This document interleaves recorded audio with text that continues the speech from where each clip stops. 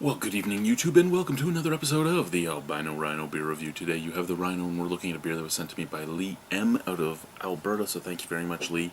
Your box is over there. It's all packed up. I know it's waited about a month and a half, no, 2 months now.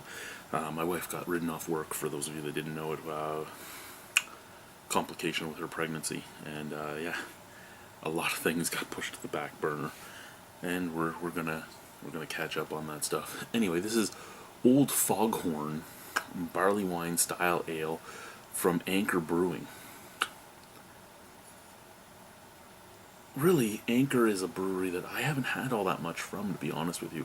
I've had their steam beer, the California Commons, a porter, Liberty Ale, their pale ale, and I think this is my next one. I don't think I've had anything other than those three, and then this one.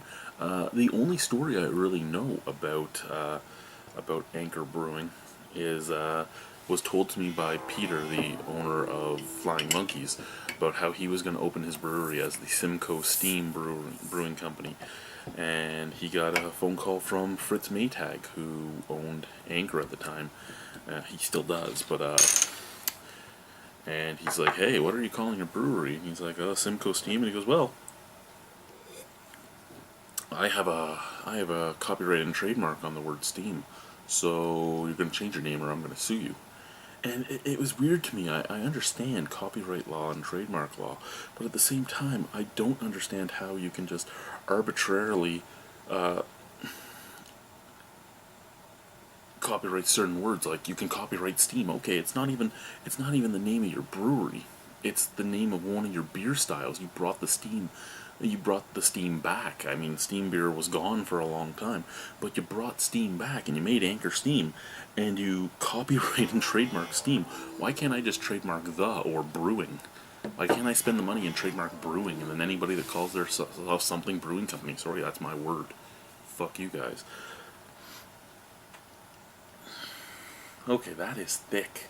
That is a deep mahogany brown, but it is thick. You cannot see through it. Even when I put my hand on it, I can still not see my hand. I can see a change in the light amount, but that's it. Off-white head.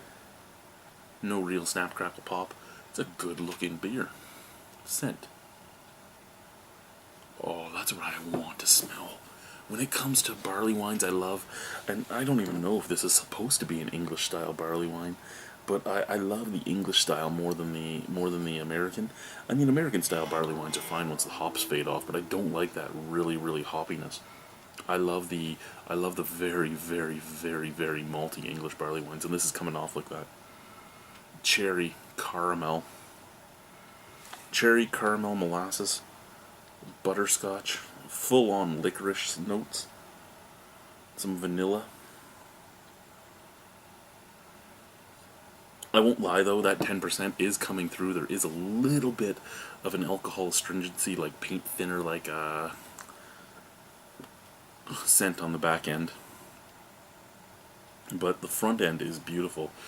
Cherry, nibs, licorice, molasses, caramel, a little bit of roastiness, a little bit of butterscotch.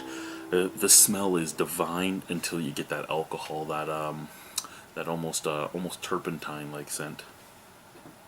Let's try it. Cheers.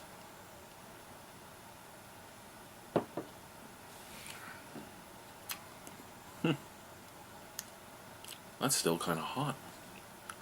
I mean, it's not overly hot.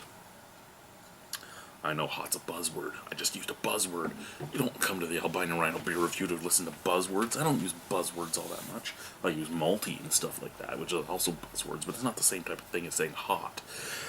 This is a little hot. There is a little alcohol astringency to it that does come out in the flavor. I know he sent this to me a few months back. Usually things aren't super fresh when they get to the Cold Lake region of Alberta.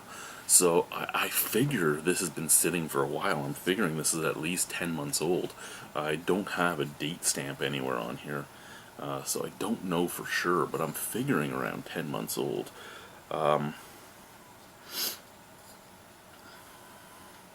There's a stamp back here, but it just says 4LA, and that's not the date. So it is a little warm. That's not a problem though. The warmth fades away pretty quickly.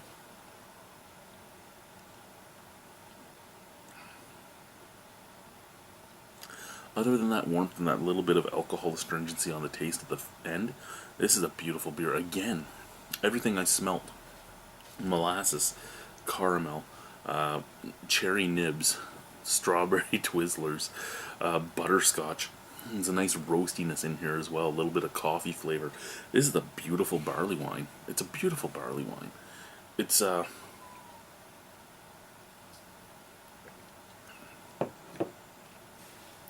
it's not one of those barley wines that's a life changer or anything. But 10% alcohol in a small bottle. Usually Anchor products, whether bought in Canada or the US, are a fair price. This is probably a great bang for your buck. I don't know what he paid for this, but I know that here most things from Anchor run anywhere from $2 to $4, and even at $4, I'd buy this again. This is a great little barley wine in a great little bottle, so you don't get too drunk out of it. Out of 10 on this, I'm going to give this an 8 out of 10. I really do enjoy this. I'm going to drink the rest of this as I play some Battlefield 1 with In the Basement and a few other guys from work. So cheers, guys. Thank you again, Lee. Bye-bye.